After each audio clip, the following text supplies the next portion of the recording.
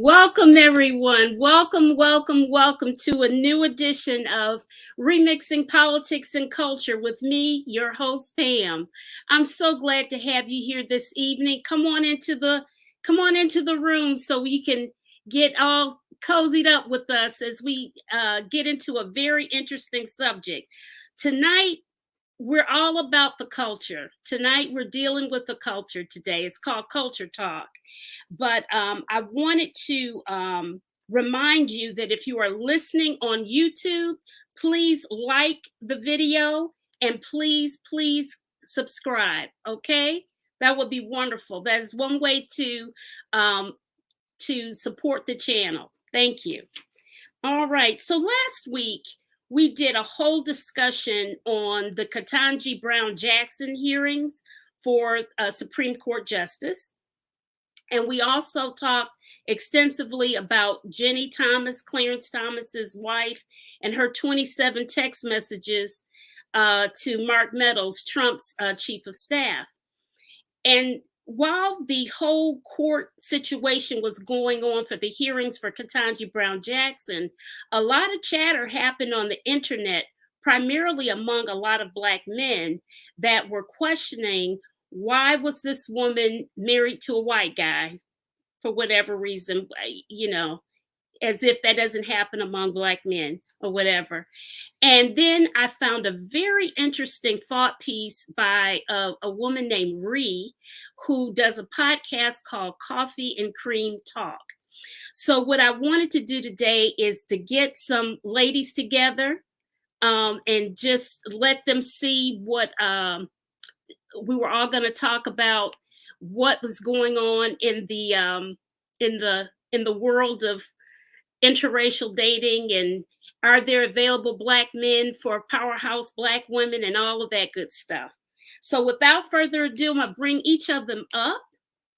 And the first person I'm going to bring up is Jasmine Romaine, also known as Jazz. Hey, Jasmine, mute your mic. Hey, Pam. I'm so happy to be here for this discussion and talk all things love and politics. So I'm really happy to be here tonight. So thank you so much for having me. Wonderful. And I'm going to tell the folks about you. Jasmine is a motivational speaker and transformational specialist and international best-selling author. Her mission is to guide female life changers on a journey that will empower them to use their authentic voice to make a global impact. She has been recognized as a global woman award recipient for her work in the world of business. And her business is called Jazz Salence, LLC, a spinoff of her name there. All right. So there we have Jazz. Thank you so much. Oh, absolutely. Absolutely. Our next person we're going to bring up is Latrice Davis. Latrice is not unfamiliar to us here. Latrice is a senior court clerk at Queens County Civil Court. She is also a member of the Queens Community Board 6, and she was appointed there. She serves on the Aging Social Services Disabilities Committee and the Ad Hoc Committee on Homelessness and Transportation. Latrice is also a former journalist with the Associated Press. Welcome back, Latrice. Thank you for having me. Absolutely. I hear a little background noise. Do you hear anything now? No. Okay. Okay. All right. And last but not least is Loretta Thompson Walker. Loretta is a retired logistics project manager who served over 36 years for the Department of Defense in Warren, Michigan. You know what? I think you worked where my mom used to work years ago. Loretta's duties and responsibilities required extensive worldwide travel to assure federal regulations and procedures were met. She is a mother of 2 adult children, all HBCU graduates, as she is. Loretta, unfortunately, is a widow, and for these past 7 years. And since her beloved Tim Walker passed, and she definitely wants us to know that he was a beautiful, strong, and proud Black man. She wanted us to know that for this show in particular, right? Yes. Yes. All right, ladies. So there's been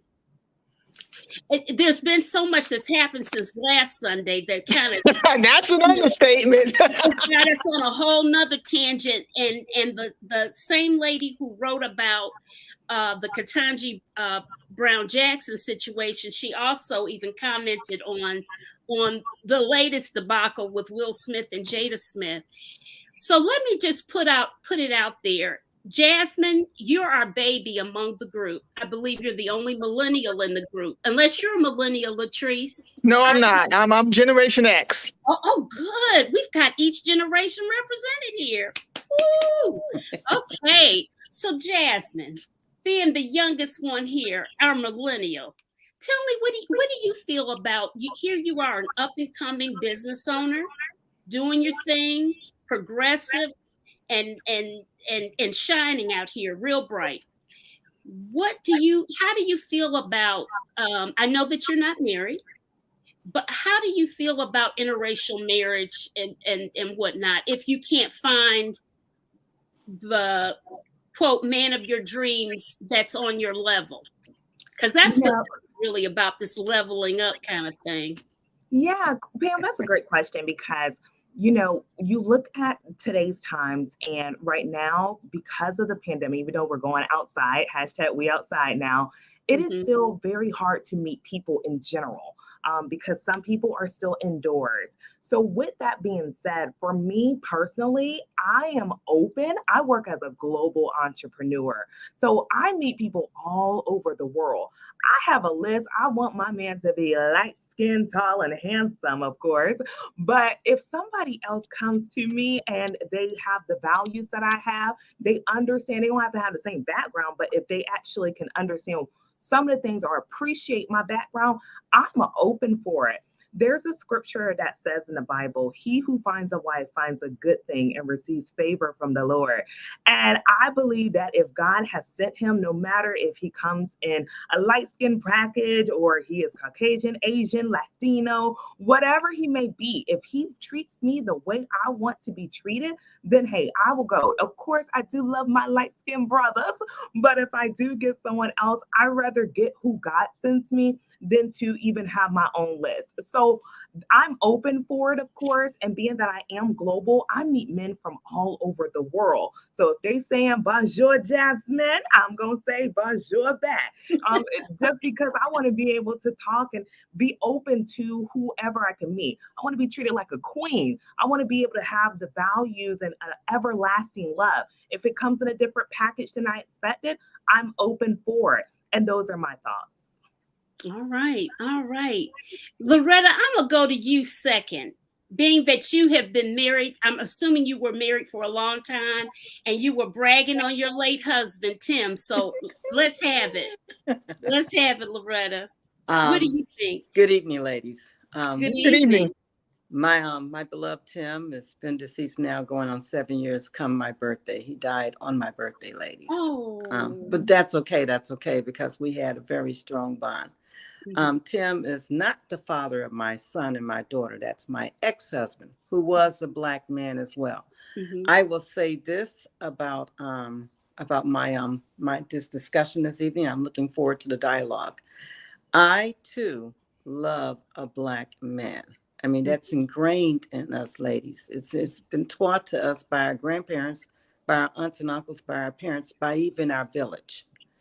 And I want to get in deep about it because I have some research I've done on this subject matter. But let me just start here and say this is that we all want that beautiful fun. Now, light skin's okay, girlfriend, but chocolate. Silk chocolate. But anyway, but the thing is that we want that man. But I am with you. He that findeth a wife findeth a good thing. And so the thing is that women and our race, it's incumbent upon us. Let me say that we are required to try to look out for our race. However, and I'll get detailed with this one if we have to. But however, there is a gentleman that wrote a book, a professor of law at Stanford University. His name is Ralph Richard Banks. and he is a professor who teaches family law at Stanford University. And he did a research. He wrote his book back in 2010, and he did various interviews back in 2011 and 2012 discussing this very same matter. So I am very much ready to have the conversation with you. But let me just tell you, his wife is Black, and he grew up in Cleveland. He married his wife from elementary school. They've been together since elementary school as lovers and whatever. So I will always strongly push for our brothers because I have a son and I have brothers and nephews. But I will say, as Jasmine say, if a gentleman says to me, you know, aloha, if a gentleman says to me in Japanese, you know, Ohio Masamas, yes, Ohio Kasamas, then yes, that sister should say back to him, yes, Dumo, Ohio Kasamas. So yes, so we have to be honest about these things. But I don't want to take up too much time because I know there's going to be various conversations. So I'm going to yield the floor back to you, Pamela. Though there's plenty I could say, but I'll go into my research later. And I want you to, Latrice, let's hear from you, girl. Well, like Jasmine and Loretta, I love men, and I, you know, if you remember the movie Something New with Sanaa Lathan, and you know, she was pursuing her IBM, her ideal Black man, which was portrayed by Blair Underwood. They didn't get together in the end, but for me, when I think of Judge Ketanji Brown Jackson, her husband, my thought is this: if they're good to each other and they're good for each other, I'm happy for them. I'm happy that they're happy. I would love to, you know, be with someone the same race as me, whether it's milk chocolate, dark chocolate, semi-white chocolate, you know, being a light skin. But I just want someone who, for me, if I'm going to be in a relationship, I want it to be because we enjoy each other's company, we complement each other's personalities, we support each other's goals. Those are the things I want in a relationship. And if I can get those things from a Black man, great. If that's not meant to be, then it's not meant to be. But, you know, at the end of the day, we all just want to be. Like, we want to love and we want to be loved. Absolutely. Like, I just want to add one more thing now that I think about it. Like, my parents, they got married in 1970, and both of them have since passed. And I would love to have what they had. You know, my father passed away in 2014 and my mom followed 3 years later.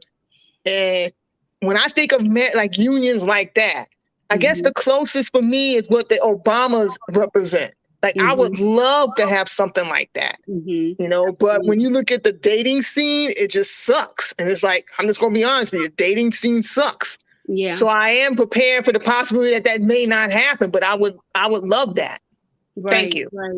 Right. Well, I concur that the dating scene sucks. And the one thing that really blew me away, and I could not find this video, ladies, was there was a young man. There were several young men. There were 3 of them, and they were all, I would say they were all millennials. Yeah, they were all millennials. And they were answering questions that had come into to them. And one of the ladies asked the question, I have this degree. She listed off her bachelor's, her master's, and she was working on her PhD. And this one guy said, if you got all those degrees, we're not marrying you with all those degrees. And it was the most ignorant thing I'd ever heard. And so it brought to mind the whole reason why this subject came to be anyway, was because Black women are now the most educated around. They say in the United States, that's what they're saying. That's what the stats are saying. Yes. And so with that said, if our men, unfortunately, we have so many men that are incarcerated. Okay. And then we have men that just aren't available to us for other reasons. How, you know, why? And then those men who are I guess they call them high valued men. I hate that term, but whatever, that they're educated and what have you. A lot of them, you know, especially in the sports world or whatever, they don't choose us. You know, in professional sports. I can't remember the last time I saw someone in professional sports that chose us. So I could not understand why there was so much negativity about Ketanji Brown Jackson, and there was one other lady that had been considered. She too had a Caucasian husband. And I'm thinking, listen, they got asked to be married, and Exactly. and you know, it is what it is. And they shot, somebody shot their shot, and they took it, right? Come on. So what's the big deal? Come on. I feel like for certain men, when it comes to like the millennial who you were mentioning, when they see a woman who has all these degrees, perhaps they may not have those degrees. And so they can Right. feel a little inferior by that. Mhm. So if it was those particular guys, then maybe, yeah, they'll probably feel a little inferior by it. But Mhm. there are also Black brothers, and I have a whole slew of them who I know who have doctorates, who are lawyers, who are what they call the high value men. And they look for Black women. They look for Black love. So it's a whole bunch of them. It's just maybe the mindsets of some may not be for other women who are pursuing these high level careers. I know for myself, I plan on getting a doctorate. And so with that being said, I wouldn't want somebody to say, oh, I don't want Jasmine. You know I'm already a wife in waiting, but hey, if there's somebody else who comes at me before somebody else, I'm not going to wait all day. So I will go for somebody who I feel respects and loves me and who is common minded with me and the values that I have as well. So if they can't handle the degrees and they can't handle it at the end of the day without the titles of my degrees, I consider myself an advocate for joy. I'm a daughter of the king. That's really who I am without the titles. That's just what helps me in the world to get out there and position myself for a better lifestyle. Amen. Amen. TM in the chat says the media, movies, society, peers, and even family has taught me that my dark skin is not beautiful. Oh no. I'm always hopeful for relations with my brothers, but I wouldn't turn down eligible pursuers. Absolutely not, TM. And your Black is beautiful, honey. It is gorgeous. And whatever, you know, that's the beautiful thing about being a Black person. We come in every shade, every flavor, every style there is. So we are beautiful. You are beautiful. So please know we think that you're beautiful, TM, and I'm going to drop a link in a little bit. So if anybody wants to come up, we'll let them come up. I wanted to you know what, Loretta, you said that you had some research that you wanted to share, and you had sent me something, but to be honest, it wasn't big enough for me. That's okay. That's And okay. so I'd like you to go ahead and share some things that you wanted to, some stats or whatever you wanted to share with us about Thank you very interracial much. marriage or whatever. Thank you. Thank you. So, very quickly, yes, my husband was a beautiful Black man. Tim Walker was fabulous.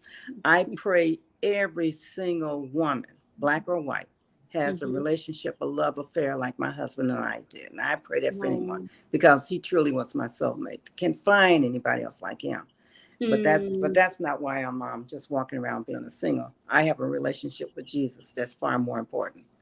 But now to my research, ladies. So we all know that back in 1967, you do know back before 1967, that it was illegal to be married to a person of another race or ethnic group. Thank Right, God. the Loving Act. I'm sure everybody saw that movie, Loving versus Virginia. Thank God for Commonwealth of Virginia. Thank God for them that they were brave enough to do that. However, as I mentioned before, Professor Ralph Richard Banks, he wrote a book, and the title of his book is called "Is Marriage for White People?" Now he wrote that. Now the gentleman, he did a lot of research out, and I'm glad you mentioned that, Jasmine. One of the things that he mentioned is that the younger people are the ones who are very open to getting married. It's the older folks like myself who are still a little bit more reserved. But unfortunately, he did mention in his research, and I would recommend most sisters get that book. I intend to get it myself. I just researched it this weekend. But here's the thing of various different researches from his book, as well as the Pew Research Center. So I have two different types of research that I went to looking into. So I'll give you statistics of the Pew Research Center, but I want to talk about Professor Banks' book more importantly, because that's when I'm going to hit you with some some very cruel information. Mm-hmm. So let me just give you what the Pew Research Center says. Okay. It says that since 2018, they did a research back in 2018, and they said the stats show that before 2018, interracial marriages in the United States was only 3%. By 2018, it progressed up to 17%. And of that 17%, even though I know that's a small number, 17%, that's still 11 million people, y'all. Yeah, that's a lot of people. That's a lot of people and everything. And unfortunately, the majority of that marriage, of that interracial marriage, are Hispanics and Asians. They're the ones who marry mostly outside of the race, Hispanics and Asians. And then, of course, the Black women we're the last to marry outside the race. Once again, we can go into that. Now, what they did find, are you ready for this, is that the Democrats, 49% of Democrats believe that interracial marriage is beneficial to society, in opposed to the 28% that are Republicans. That's something I don't want to get into. We'll just leave that right where it's at. We'll leave that right where it's at. This is the appropriate show. We can get into that, but I want to get deeper, because what I want to talk about is the research that the Professor Banks found out. Professor Banks found out that when he did a research, and he is recommending Black women look outside the race, and various reasons. He said the two reasons why the Black race, which is the one that gets divorced most in this country. Our race does? Yes.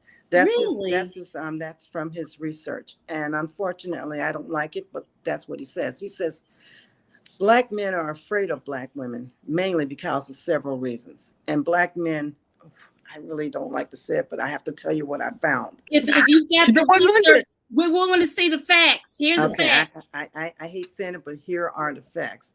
So he said the reason why there's a divorce, or the reason why there's a problem between Black men and Black women getting married, or even more so divorced, because of cultural and less economic scenarios. And then, of course, less education. The less education, because Black women, as you mentioned, are more education, more than Black men, or even other men for that matter, but our Black men specifically. And so therefore, if our Black men have lost jobs because they're not educated, if they lost jobs in the coal mines, if they lost jobs at the factories, if they lost those key jobs because they don't have the education, then they're already having that little cycle thing going on with their minds going on right there. So that's one headache right there. But then he says that, again, our Black women, we have been ingrained to try to keep the Black race together. If anybody holds it on our shoulders, it's us. Yes, we try our best to keep everything together. Whereas, okay, ready for the stats. 2/3 of Black men will go outside the race in a heartbeat. We know that. And I know you know that. I can't stand looking at the stats, but there they are. Hey, truth is truth. Truth is truth. 2/3 of Black men will go outside the race in a heartbeat. And he did his research not on poor Blacks, because there's plenty of studies out there. He was looking at middle-class Blacks and more affluent Blacks. Yes. And those men, more affluent Black men, according to his research, again, this is from 2011, more affluent Black men will go outside the race instead of marrying within a race. Only 1/3 of Black women will consider doing that. 2/3 of Black men just do it naturally. If you ask me, that's the conversation of the hour. Why our brothers are going outside us. But the other scenario is that he said in his research, he discovered that when he put it out there to find out about who would be interested in Black women, he said most of his responses were from men of other nations, of other ethnicity. There's men who are from Mediterranean, men who are Asian, men who are Hispanic. They were the ones who were saying they prefer a Black woman over any other. Really? Yes. Well, yes. So ladies. they were the ones who were trying to reach out to Black women. But why? Black women have this friction. We don't want to offend our pastor, our church members, our parents, our relatives, maybe even our own children. We don't want to do that. And so we are hard pressed as Black women trying to keep this race together when no one else is doing it but just us. And so unfortunately, I'm giving these stats because it hurts me Now, yes, I'll say this. They have discussed that there are the young ones, the young people, the millennials, my dear. The millennials are very open to interracial marriages, very open to it. It is more of the boomers who are more challenged and not to do it because we and that's various because of various things we've gone through. I mean, economic scenarios, racial issues, and things like that. Now, here's something you all might find interesting. 22% of America believes that multiracial kids are good for society. 56% of people surveyed thought between the ages 18 and 29 believe that television shows should feature more interracial couples. How about that? So it's out there, and so the rise on why there's more you see now, more interracial marriages is a result of a more open society. Now, I want to get more into a much more strong heart conversation with you ladies, but I'm going to reserve for now because I've already put enough on your plate right now. But this that I'm going is going to go into a dark area. So do you want me to go dark now, or would you rather I wait on this? Let's wait a little bit because I want to get into that coffee and cream talk or whatever. But I wanted to ask Latrice, what did you think about what Loretta's come up with?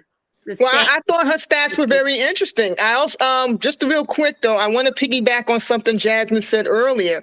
I think when you see Black men thumbing their nose at Black women who are highly educated, that's insecurity talking.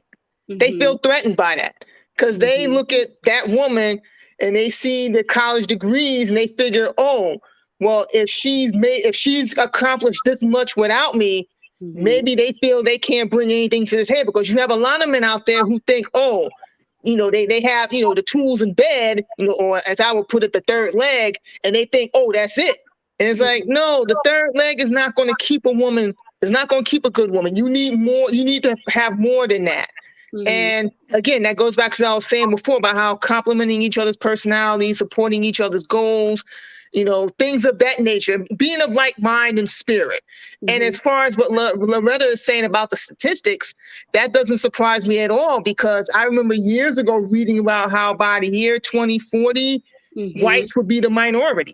Yeah. And, in terms of interrelational relationships, that's as old as time, dating back to slavery. Right. So I think what you're seeing now is more people being transparent about that. And because you have more people acknowledging their multiple ethnicities and their multiracial backgrounds, you can't, the power structure, white supremacy is threatened by that.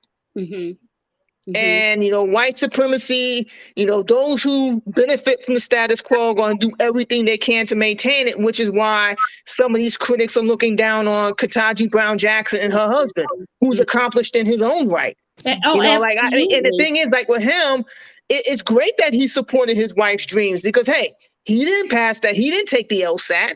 He didn't take the bar. She did that on her own, but he was there supporting her along the way. And I don't want to speak for all Black women, but who wouldn't want that? We all want that. We want the guy that carries our books and our thermos and everything else while we can be unencumbered as we go about our merry way in the day. And that's in that coffee and cream talk. I want to get to this chat that we got from Ronald White. I'm the 1/3. I'm in the 1/3 section. I would never date or marry outside of my race. He, of course, has a beautiful wife, I might add. I actually know him. I know him very well. He has a beautiful wife. He's a great guy and a great dad. TM says, yes, TM. And listen, Ronald E. White is also a pastor, so he can speak to, listen, you are a beautiful, I'm assuming you are a beautiful Black woman. So take away all of that, that negative speak that somebody said to you in the past. We're not gonna give into that at all. I want to share with you, Jazz, did you have anything you want to add before I share with the audience Yeah, I was listening to Loretta's stats, and when she was mentioning the baby boomers are more than likely the ones who would not date out their race, that Mhm, makes total sense because of the background that they went through. I mean, mhm, I can just only imagine even thinking about my mom, like how she would feel, like the mindset and the things that they had to go through compared to mhm, millennials, how things have just evolved over time. mhm. And we have more options just because of if there's nobody out there, then who else are we going to get? Like, I'd rather Right. continue to build on than to just like limit myself. I love my brothers. Trust me, I do. And I love one that supports me. Trust me. But I'm also open for others. So I understand the baby boomers. Trust me, Mhm. I understand that all the way. But then also as a millennial, I'm open to possibilities because I'm trying not to be a wife and waiting no more and be a whole wife. So, That's but I want right. the, That's I want right. the whole I want who God sends me. So that's what will make me happen. And Latrice did say something too, and I love what she said in regards to she used the word because I didn't want to use it, but inferior. The guys do feel inferior sometimes with the different levels of degrees that women have. And I believe too that men are trained to be the providers. And so Mhm. when they're trained to be the providers and they know that a woman has so many different credentials and degrees, they no longer can feel like they can provide. So, like you were saying, Latrice and Loretta, with your stats, they already feel a mindset of, well, I'm not doing anything, or what can I do? What can I do to support? And so, with that, it might cause the divorce rate, which is going very high, or not even being able to have a relationship. So, that's just what I wanted to add as well. Okay. Okay. Now, fingers crossed I can share this. I'm going to share. Uh, let's see. Here it is. Here it is. Can you see it? Yes. Yes. Okay. Okay. Forgive me, I spelled Facebook wrong, but anyway, it was Coffee and Cream Talk podcast on Facebook. It was posted on 3/24/22. And she writes, if you learn nothing else by watching Judge Ketanji Brown Jackson's confirmation hearing, I sincerely hope you learned that whom you choose to marry matters. It matters. It always matters. It especially matters if you are an educated, career-focused, career-driven Black woman. Say what you will, think what you will, wish what you will, but Judge Jackson wouldn't be in the position she's in if she married a Black male. I don't know about that. Why? Because Black males simply don't rise to the level of Black women. And because Black women often outshine their Black male counterparts, it's not just in the cards for Black women to be, quote, this successful with a Black spouse in tow. See, I know too many different people, Black powerful power couples, to say that at all. It's too absolutist. And ultimately, if a Black male is successful and he actually has a Black wife, he expects her to take a back seat to support him because he always feels that you are his competition. He is competing against you. Judge Jackson's husband, Dr. Patrick Jackson, is on her level in every way. And these Black dudes are piping hot mad because they know they could never. Somebody turn down their volume, please. Ketanji and Patrick met while they were both students at Harvard. He is quintessential Boston Brahmin. Read Boston elite, Boston's traditional upper class, Mayflower lineage, and he is a sixth generation of his family to graduate from Harvard. So, no, Patrick was never interested in competing with Ketanji because he had his own. And because he had his own, he had no problem encouraging his wife to shine her brightest light. He was always her biggest cheerleader. According to NPR, after long nights on call at the hospital, Patrick would often go to the courtroom to watch his wife work. Federal Judge Patty Saris, who hired Jackson as a law clerk straight out of law school, recalls her husband, who now looks full on prep, as less so back then. At the time, he was a surgical resident at Massachusetts General Hospital, but he was so fascinated by his wife's work, he would often go to the courtroom after a long night on call to watch what was going on. As Saris remembers, the young doctor had often been up for 24 plus hours and looked incredibly scruffy, sitting in the back of the courtroom. Finally, one day, the judge's courtroom marshal came up to her and whispered, "Judge, would you like me to remove the homeless man in the back row?" So all that to say this: if your guy doesn't encourage you to shine, doesn't support your dreams, goals, ambitions, doesn't believe in being your support system, lacks emotional range, isn't moved to tears when you speak about how much you love him, won't be protective of your heart and your belongings, isn't proud of you and your accomplishments, then why are you with him? Why are you with a man who doesn't infinitely make your life better? Patrick proudly sat behind Ketanji every day, and each time she entered the courtroom, each time she exited the courtroom, she carried nothing. Her hands were free. He always had her thermos, any papers, files, or bags. He handled them. He made sure that she was unencumbered, because that's what a man does when he has his own. Because that's what a man does when he has no problem taking care of his wife's needs. Also note, the Jacksons have 2 daughters who were there with them in the courtroom. Understand how important it was for them to see their father treat their mother with such love, tenderness, and care. Witnessing their father openly weep because he was so incredibly proud of his wife, their mother. That's a lasting impression, y'all.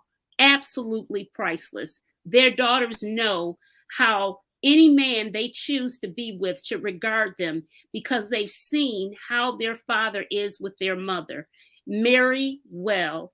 It matters. It always matters. So, wow, that was a mouthful, wasn't it? But you know what? I really you heard me disagree with her on some things about all Black men, because you can never say all of anyone. And also, I personally know of some amazing Black men who are doctors and lawyers and managers and what have you, and they're married to wonderful Black women with beautiful children and the whole bit, and they both supported, one another. So, I don't know about that. What did you guys think about that? Loretta, what did you think about that? You're getting into the conversation of the dark conversation, my dear. As positive as that was, there is the dark element that is written in there that needs to be addressed. Yeah, she got into some dark stuff, and I was cringing through it because I don't agree with painting all of our men with a broad paintbrush. Oh, of course not. Of course not. I mean, I'll stand first to say that people have forgotten about LeBron James and his wife. Oh, that's my son. People forgotten about Samuel Jackson and his wife. Yes. People forgot about Denzel and his wife. I can go on with the list of brothers and sisters who are married. Courtney Vance and what's her name? Angela Bassett. I mean, I can go on with the list and the list and the list. However, there are still that great number out there. We just have to tell the truth about this. Let me give you some more stats that I need to say. And I'm sorry that I have to be the one to be the dark horse here. No, you don't have to be. Listen, you do your thing. And I so appreciate you with all the stats. No, thank you. But we have to have this discussion, ladies, because this is, if anything else, I want sisters to think about this, and brothers too, come to think of it. So here's what he said in his book also. He said, Black men are afraid of Black women marrying outside because they want to control. Think about it. If you have 35% of Black men available versus 65% Black women, therefore, if the man is in short supply, they can determine the outcome and the power of that relationship. And they will use that power to make a power of a dominance over the woman, because the woman may be desperate. So what happened over in China? He gave an example of various gender ratios like over in China. Over in China, they had less men compared to the women. So therefore, the men were doing whatever it took to make that woman happy, for her to choose him, to marry him. So he said with black men, opposite, that they play women, play the 60% black women up like that up against to the 35% black men. They're dictating the terms of the relationship, the power desperado scenario. So he says, thus, for black women to increase their power, leave for better options, thereby letting the black man know that the better behavior may get him somewhere. If not, she'll go elsewhere. And when I say the dark area, think about this. Brothers are playing sisters. They're playing sisters. Well, it's only like one every 9, whatever, ridiculous. And sisters fall for that crap. I had men tell me that all the time. Well, there's not too many brothers out there. I said, oh no, the number gets less because I'm very selective. So it doesn't mean brothers or any man, white, whatever, alien, whatever. Point is, I'm selective. So it doesn't matter what the number ratio is of whatever group, I'm selective. But I need for sisters to start looking at that, letting brothers know you can't control me like that. That's Making right. me think that I'm desperate because there's only so many of you. If you're not behaving properly, like she said in that Facebook statement, then bye. Then go on and get someone. Bye. Go get someone else who will treat you like that. Because the fact that man would work 24 hours and get off from work and go sit in the back of the courtroom, that speaks volume. I'll be honest with you. As much as I love my beloved husband, and that man would cook for me every night, you all. He'd cook for me every night. That man would cook for me. I'll get off work, he'd cook for me. And then after dinner, he would massage my shoulders and my head, my feet if I wanted to. And then discuss whether or not we're going to get down. Get down, baby Brown, get down.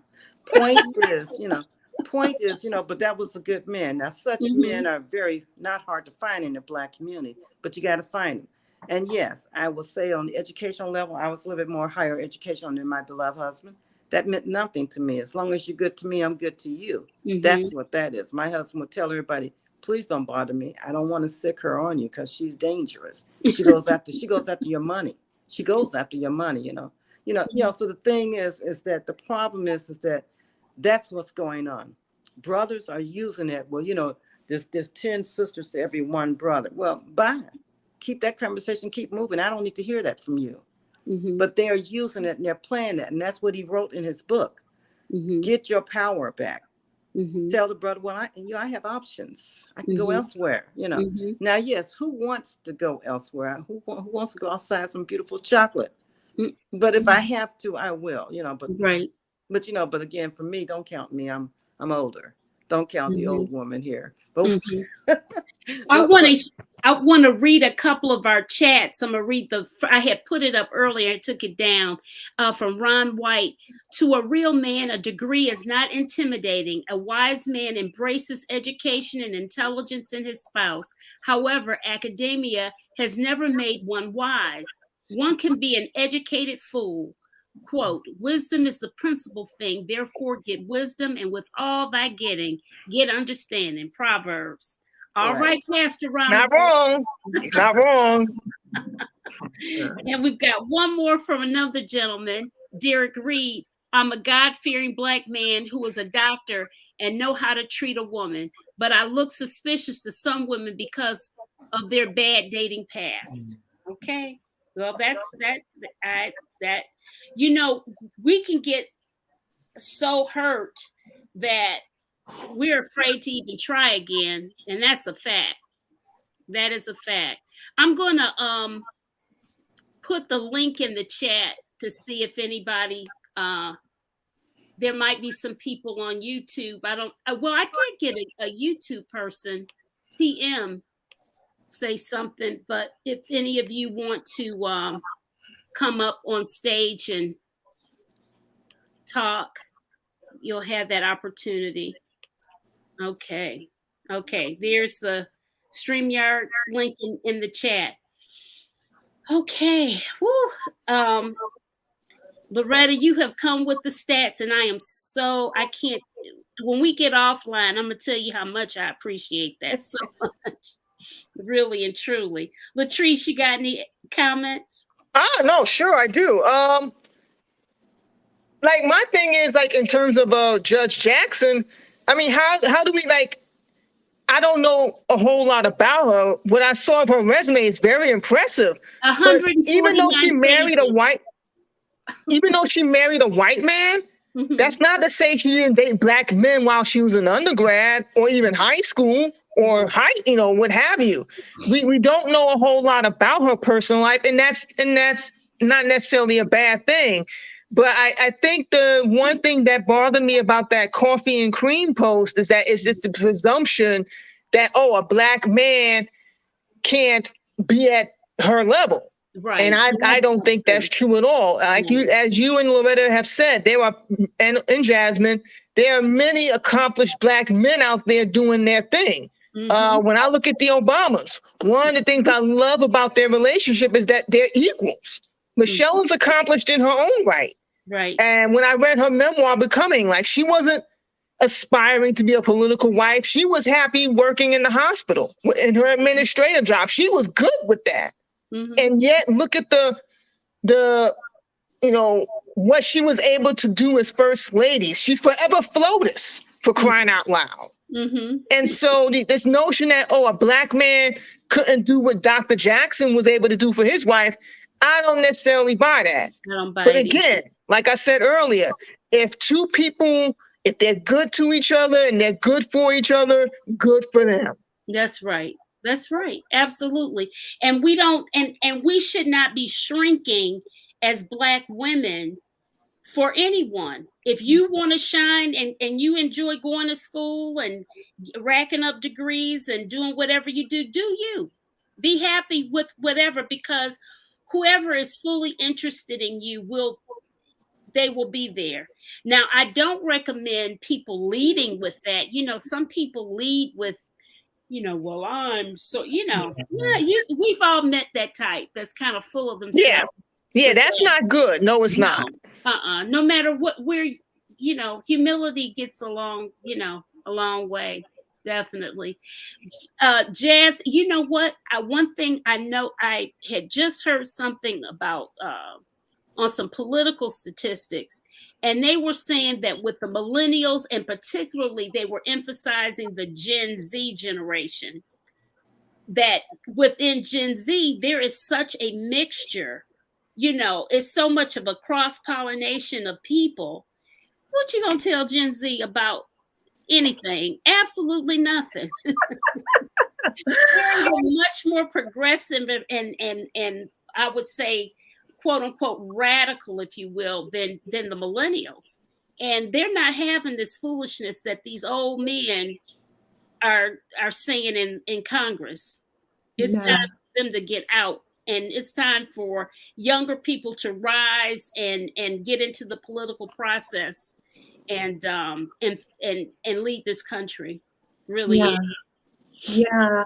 One of the things, going back to Judge Jackson and the whole coffee cream, one of the things that came to my mind instantly was her husband loves her how she wants to be loved.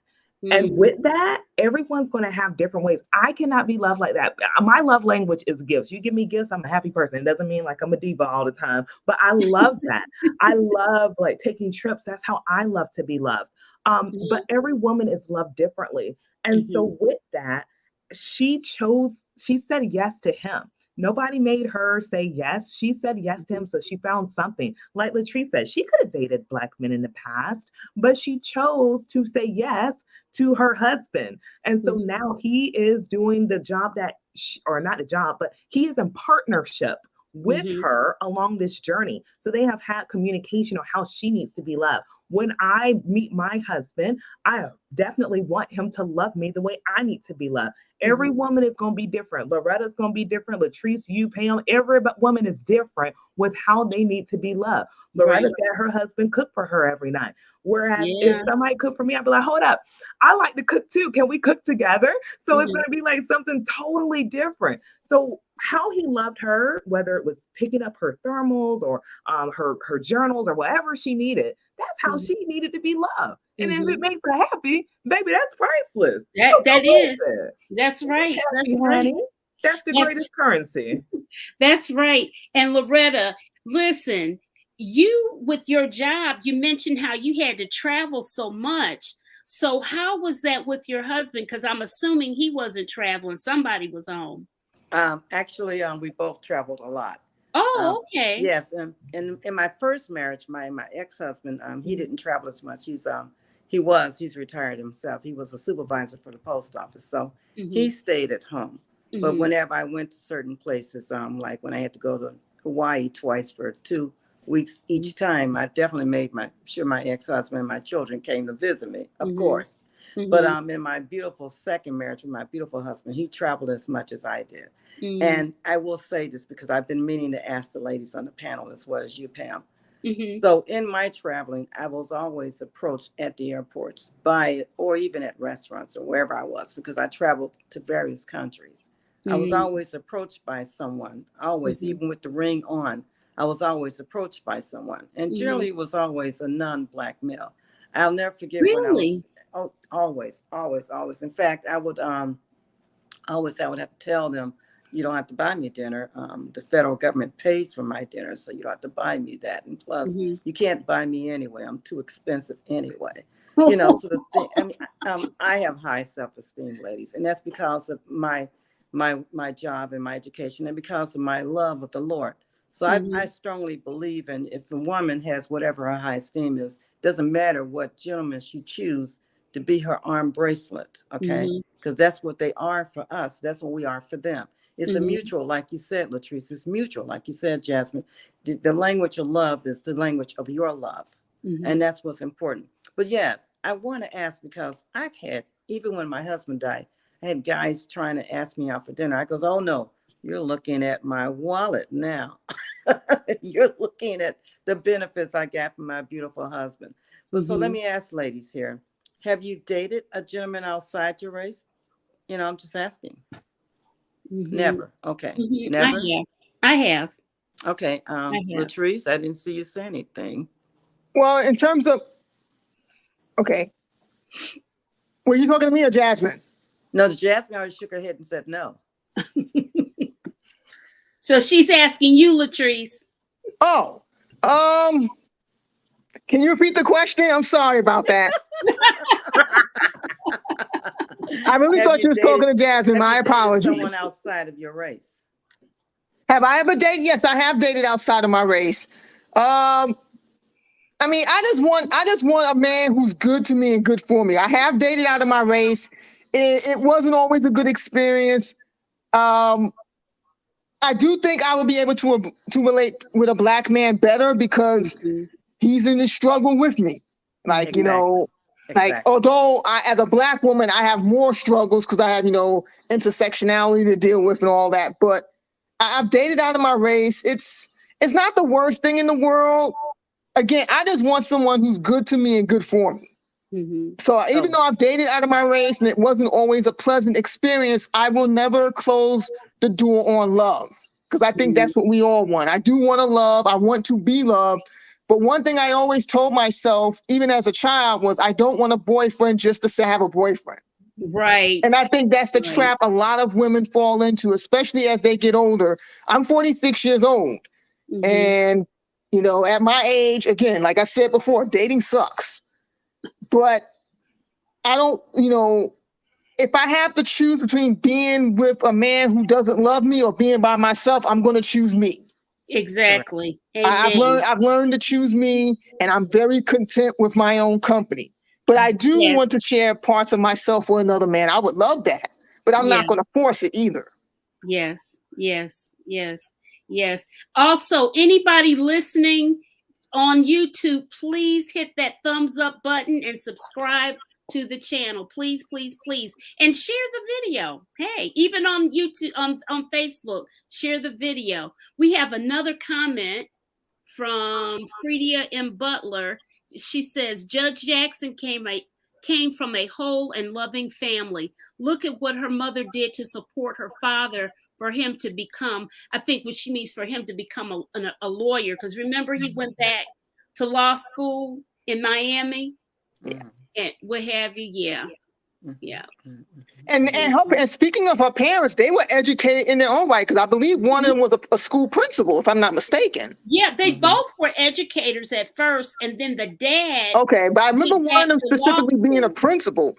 Right. So it's not like the mom became a principal. Yeah. The dad became an attorney. And dad was an attorney, which is how she developed her interest in the law. And I mean, again, like all of this, I mean, I don't want to say she was destined, because that seems almost cliche, but if you saw her resume and you read up on her background, it's almost common sense for Biden to go with a nominee like her. Like she's the whole package. She's qualified. And even though she wasn't always shown the respect that she should have received, she earned, like Senator Booker told her, she earned the right to sit in that seat. She did. And thank God for Senator Booker. OMG. I was crying. She shed a tear. I mean, I think all of us had, a deep emotion, because he had her back. Yes. And he said, no one is going to take away my joy. No one. Because she knew. And you know what, guys? And this is kind of getting off the subject a bit, but I wonder, remember, what is the senator, or he's a House of Representatives member from South Carolina. I called him the Kingmaker. What is his name? You about Senator Graham or Congressman Clyburn? Clyburn. Congressman Clyburn wanted that other lady. She didn't go to an Ivy League school or anything like that. But she had not, if I'm not mistaken, she had not gone through that process that Judge Ketanji Brown Jackson, that was her fourth go round. Could you imagine? See how nasty they treated her, and they had approved her before. Could you imagine a neophyte going through that? I don't know. I think he made the right choice to get somebody who's been through that fire before. Definitely. Yeah. Well, and TM has a comment. She says, "Oh my God, Cory Booker really brought tears." Yes, he did. Yes, he did. He did. So, Loretta, you got any more stats you want to share with us? We got a few more minutes. You're welcome to share some more with us. Anything else? There's plenty of stats out there that I'd like to share, but I think I brought the best ones to you that I think are the ones that you need to focus in on. There's various things that Mr. Banks said, but once again, I'm going to stress to everyone, please go read that book. Do you have the book by any chance that you can put up on the screen? No, I don't. What I have is just the electronic version and everything like that. I would stress everybody get it. I am, as most Black women are, we all have our collection of books and things like that. Yes. So I'm kind of horrible because I have a lot of Black history books. I have a lot of things about Black slavery by another name. There are things like that I really get deep into. I don't want to end your show sounding negative. No, what I want to do is just say that I love the two lovely ladies that you brought on the show as well, especially since they're both younger than I am. It's great to hear what the younger people are saying and things like that. Yes, and by the way, Latrice, you're still very young. I too dated a gentleman after my husband died. He was white. And it was a very lovely experience, very nice experience. I just can't kiss him. I just couldn't kiss anybody because probably was just too soon after my beloved. I mean, it was 3 years, but still, it was still soon for me. I just couldn't kiss him. And this man spent tons of money on me to prove that he was a nice gentleman. And he was a decent white man. But I just want to say that I believe that sisters need to stay as positive as the both of you are. As positive you are, Pam. And this is a great conversation. But there needs to be a deeper conversation said about why brothers don't feel comfortable once they get to that financial arena that they want to go outside of us. That needs to be a conversation that needs to be discussed. Yeah. I think it's a deep rooted psychological question. Exhibit A, Clarence Thomas asked Judy Davis, no relation, notes in the comment that you just put up on screen. Yeah. Exactly. Yeah. Exactly. I would say I don't know Judge Thomas. I don't know what's in his head or in his heart, but I wouldn't be surprised if it's rooted in self-hatred. Mm. In response to Judy's question. Mm-hmm. Thank you. Mm-hmm. Thank you. Thank you. Yeah. Thank you. Because look at Jenny, sure got him in a world of controversy right now, doesn't she? That's a whole nother subject. Well, yeah, that's a whole different show. Like you said, that's a whole different show. Right. Right. I didn't even notice my battery was going down on my computer. Let me power up. But ladies, I have so enjoyed you all so much. I am so appreciative of you coming on, spending your Sunday with me. I am just so thankful. Let's see. There's a question for you, Loretta. Loretta, do you still have his number? Oh. That white She's guy, shooting her shot. She's shooting. TM, that's right. You shoot your shot, honey. Shoot your shot. That white guy was heartbroken by me, ladies. I feel guilty about that. Oh, he was heartbroken by me, and he went and married some Asian woman, you know. Oh. And I felt bad about that. And so it's been my mission to try to always be nice and approachable because of I felt bad for doing that. And so it's my mission. And I didn't do anything horrible. I just wouldn't kiss him. I wouldn't kiss him and have sex with him. I just wouldn't do those things, you know. And and I tell every gentleman that tries to talk to me that it's going to be a long walk, meaning that it's going to be a long walk, long talk, because you know, it's not that I'm comparing you to the beautiful Tim Walker. It's just that it's going to be a long walk because I'm selective like that. Right. And I need every Black woman to be selective. That's No matter who she chooses. That's whether he be a Caucasian man, whether he be an Asian man, whether he be a Mediterranean, whether he be a brother. Right. Just be selective because we don't need any more divorces and we don't need any more scenarios where you see anger when you see them walking together at the grocery store. Right. We need to see Black love looking beautiful. Yes. Yes, absolutely. Absolutely. And I'm all here for Black love. I even wore my love. I saw it. Yes. You know, my favorite word, love. Yeah. So listen, you guys, I love you. Thank you so much for being with me this evening. I so appreciate you. You guys, even if you're on Facebook, find me on YouTube and hit that little thumbs up button and subscribe to the channel, please.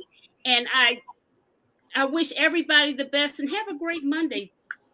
Thank you. Thank you for having I me. enjoyed our conversation, Pam, Loretta, and Jasmine. Yes, right. Continue to stay safe and have a good night. I did too. Thank too. you. Good Thank night, you, Pam. everyone. Good night. Ladies, you can stay on. Hit in. Oh.